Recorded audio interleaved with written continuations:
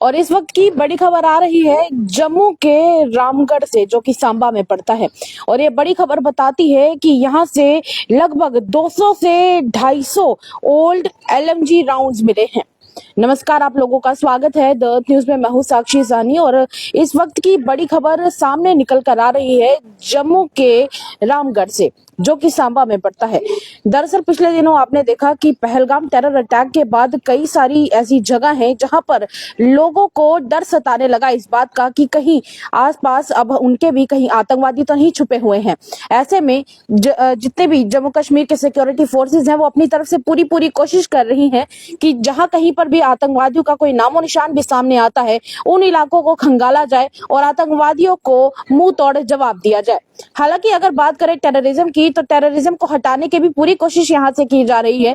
जितने भी जम्मू कश्मीर की सिक्योरिटी फोर्सेस हैं, सिक्योरिटी एजेंसीज हैं, उनके द्वारा सर्च ऑपरेशन जगह जगह चलाए जा रहे हैं, एनकाउंटर्स चल रहे हैं। और कई इलाकों की अगर बात करें तो उन इलाकों में सिक्योरिटी फोर्सेस अभी तैनात भी किए गए हैं। हालांकि अब अगर आगे चलेंगे और बात करेंगे सांबा की, तो सांबा से एक बड़ी खबर निकलकर सामने आई है जो आपके साथ हम साझा कर रहे हैं। ये खबर बताती है कि एक रूटीन पेट्रोल चल रहा था सांबा के बीओपी कामूर में, जो कि सांबा डिस्ट्रिक्ट के अंदर पड़ता है। और टेक्निकली अगर इसकी बात करें तो ये रामगढ़ सेक्टर के अंदर पड़ता है। अब वहां पर क्या होता है, जब ये सभी सिक्योरिटी फोर्सेस पेट्रोलिंग पर निकले हुए थे, गश्त करने के लिए निकले हुए थे, तब उस दौरान उनकी नजर एक जगह पर पड़ी जहां पर थोड़ा सा ध्यान से चीज को खंगाला गया तो पता चला कि इसके एक बॉक्स था वहां पर। और ये देखिए, ये बॉक्स की तस्वीर जो है वो भी आपके साथ मैं साझा कर देती हूँ। ये देखिए, ये उस बॉक्स की तस्वीर है और इस बॉक्स में आप साफ तौर पर देख सकते हैं कि पुराने एलएमजी के राउंड्स यहाँ पर पड़े हुए हैं, राइफल्स पड़ी हुई हैं। और दूसरी तरफ अगर इसको आप ध्यान से देखेंगे तो ये सभी बॉक्सेस के अंदर पड़े हुए हैं और इनके ऊपर जंग लग चुका है, जिसका मतलब यह है कि काफी पहले से आतंकवादियों ने यहाँ पर कोई ना कोई ऐसी साजिश जरूर प्लान करी थी और वो करना भी चाहते थे, पर शायद उनको लगा कि इस चीज को यहीं पर दबाकर वो लोग यहाँ से छूट जाएंगे।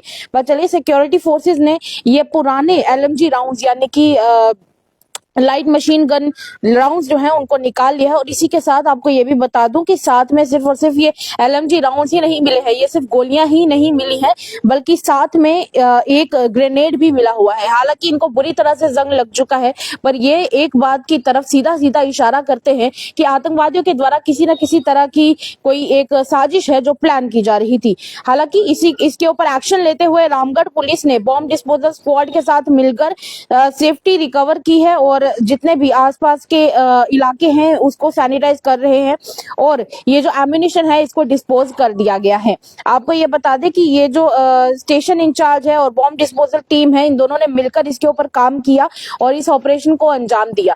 और देखिए, बड़ी बात यही है और चौंका देने वाली बात है कि जम्मू कश्मीर के वो इलाके जहां पर कभी किसी ने सोचा भी नहीं होगा कि आतंकवाद पनप रहा होगा, वहां से इन इलाकों से ये इस तरह के आर्म्स एंड एम्यूनिशन का रिकवर होना कहीं ना कहीं एक बहुत बड़ा सवाल उठाता है और बताता है कि क्या जम्मू कश्मीर में, जहां पर ये बड़े सवाल उठ खड़े हो रहे हैं कि सिक्योरिटी सिस्टम कितना सही भी है और कितना नहीं है, दूसरी तरफ सिक्योरिटी फोर्सेस अपनी तरफ से तैनात है। और जम्मू कश्मीर में फिलहाल जम्मू कश्मीर के इस पहलगाम अटैक को भी सीरियसली लेते हुए जो हमारे प्राइम मिनिस्टर नरेंद्र मोदी हैं, उन्होंने भी एक कड़ा डिसीजन लिया है और एक पॉलिटिकल रिवेंज लिया है पाकिस्तान से।